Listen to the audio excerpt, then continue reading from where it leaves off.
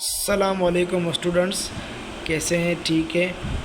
आज जो वीडियो बनाने का मकसद ये है कि बीएस नर्सिंग के स्टूडेंट्स जो जिनकी एडमिशन इंशाल्लाह 2026 के अंदर होंगी, तो उनको ये आगाही देनी थी, उनको इन्फॉर्म करना था कि आप 4 साल डिग्री प्रोग्राम तो करेंगे, थ्योरी इसके अंदर आप पढ़ेंगे, ठीक है।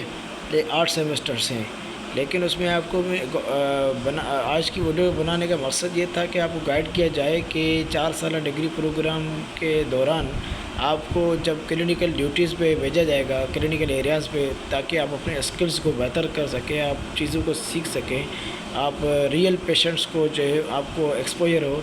तो आज स्टूडेंट्स को गाइड करना था। ये वीडियो बेसिकली सेमेस्टर 1 से लेके सेमेस्टर 8 तक सबके लिए, ठीक है ना। जो भी नर्सिंग का स्टूडेंट उसको देख रहा है तो इसके लिए मोस्ट बेनिफिशियल रहेगी। और अच्छा, सेमेस्टर 1 और 2 के स्टूडेंट्स के लिए है कि उनके सब्जेक्ट्स होते हैं फंडामेंटल ऑफ नर्सिंग, और आई थिंक फर्स्ट सेमेस्टर के अंदर जो है आपको जो क्लिनिकल क्रेडिट आवर आपका F1 का एक होता है, जिसके अंदर आप स्किल्स के लिए 1 घंटा देते हैं क्लास में, सही है।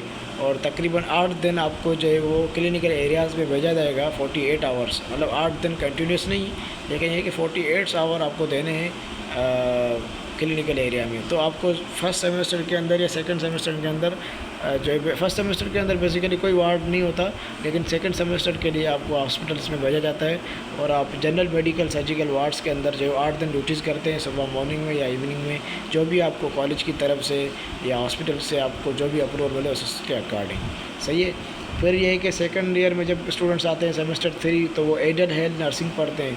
उनको ये है कि 3 क्रेडिट आवर देते हैं, सही है, और मतलब हफ्ते में 3 दिन शायद, और उसमें ये है कि आपको 144 आवर्स देने, 24 डेज़ आपको देने हैं हॉस्पिटल के अंदर। और उसमें ये है कि आपको 8 दिन जो है वो जनरल मेडिकल सर्जिकल में भेजा जाता है। और सेकंड ईयर में आपको सेकंड जब आपका राउंड लगता है तो उसके अंदर नेफ्रो और यूरोलॉजी, जिसमें हमारे किडनीज़ के पेशेंट्स होते हैं और रीनल फेलियर के पेशेंट जो होते हैं उसमें भेजा जाता है।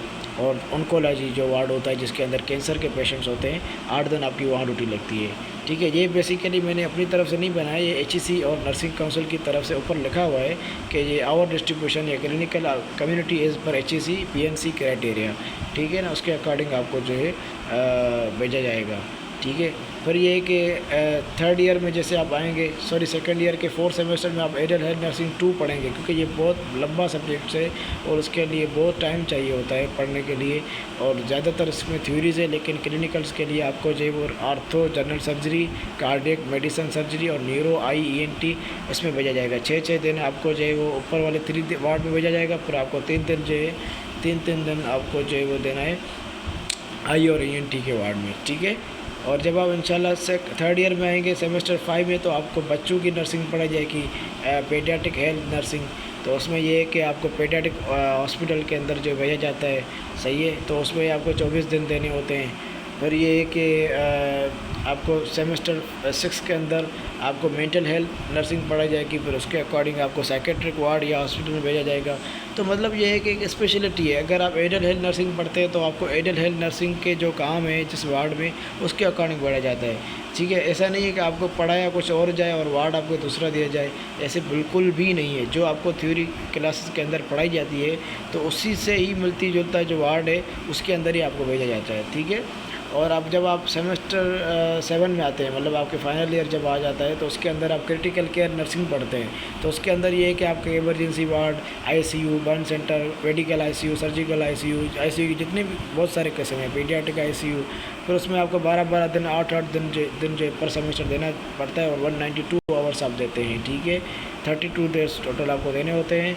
और फिर उसके बाद आप सेमेस्टर 8 पे आते हैं, तो फिर आप लीडरशिप और आप कम्युनिटी हेल्थ पे आप बहुत ज़्यादा काम करते हैं, तो आप फील्ड विजिट्स पे जाते हैं, सही है, होम विजिट्स पे जाते हैं, आप असेसमेंट करते हैं, आप कम्युनिटीज़ के प्रॉब्लम्स को आइडेंटिफाई करते हैं, वहाँ के जो चैलेंजेस है, जैसे हमारे कम्युनिटी के अंदर इकोनॉमिक चैलेंजेस को आप आइडेंटिफाई करते हैं, उनके हेल्थ प्रमोशन पे काम करते हैं, उनकी जो है वो वेलबींग पे काम करते हैं, वहाँ के जो है वो कॉमनली जो जो कम्युनिकेबल डिजीज़ हैं उस पर जो है आप रिसर्च करते हैं, फिर आप लीडरशिप सीखते हैं, उसके अकॉर्डिंग आपको कम्युनिटी हेल्थ पे पूरा सब्जेक्ट पढ़ाया जाता है। मतलब आप सेमेस्टर 2 के अंदर भी कम्युनिटी हेल्थ नर्सिंग पढ़ते हैं, फिर आप सेमेस्टर 5 के अंदर भी पढ़ते हैं, फिर आप 8 के अंदर भी पढ़ते हैं। तो ओवरऑल मकसद ये है कि एक जो 4 साल BS नर्सिंग स्टूडेंट जो डिग्री कर रहा है तो उसको सिर्फ थ्योरी के सब्जेक्ट्स नहीं पढ़ाया जाए, उसको बिल्कुल हॉस्पिटल का एक्सपोजर भी दिया जाए, उनको गाइड किया जाए और एक क्वालिफाइड और प्रोफेशनल और एथिकल और हर एंगल से जो नर्स को तैयार किया जाए, ताकि वो जो हेल्थ केयर सेक्टर जो हमारा है उसके अंदर इम्प्रूवमेंट आ सके। तो ये है कि आपको पता है कि पाकिस्तान के अंदर जो है वो नर्सेज़ की बड़ी शॉर्टेज है, और जो हमारे पास ऑलरेडी नर्सेज़ काम कर रहे हैं तो उनके अंदर क्वालिटी केयर देने की सलाहियत नहीं है।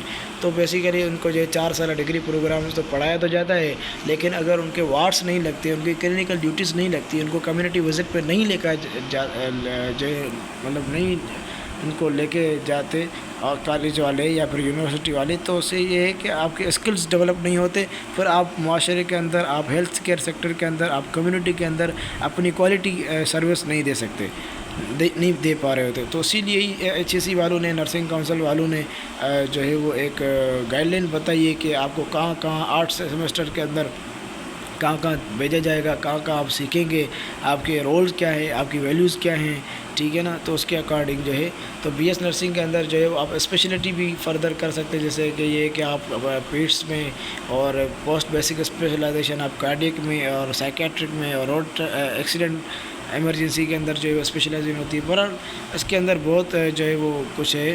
तो बहरहाल यही कि आज की वीडियो का मकसद ये था कि आपको गाइड किया जाए कि आप 8 सेमेस्टर तो पढ़ेंगे, लेकिन 8 सेमेस्टर के साथ साथ आपको कौन कौन से हॉस्पिटल्स के अंदर भेजा जाएगा, फिर आप वहाँ जाके क्या करेंगे। ओवरऑल यही बनाने का मकसद वीडियो था, ठीक है। Thank you. अगर आपको ये वीडियो अच्छी लगी और आप मज़ीद जो है इस चैनल से जुड़ना चाहते हैं, जहाँ आपको नर्सिंग के हवाले से, मेडिकल के हवाले से या कोई भी जो है नॉलेज के हवाले से आप जो कनेक्टेड रहना चाहते हैं, तो आप प्लीज़ इस चैनल को सब्सक्राइब करिएगा। आपकी जो सब्सक्रिप्शन है हमारे लिए जो है हौसला अफजाई बनेगी। Thank you.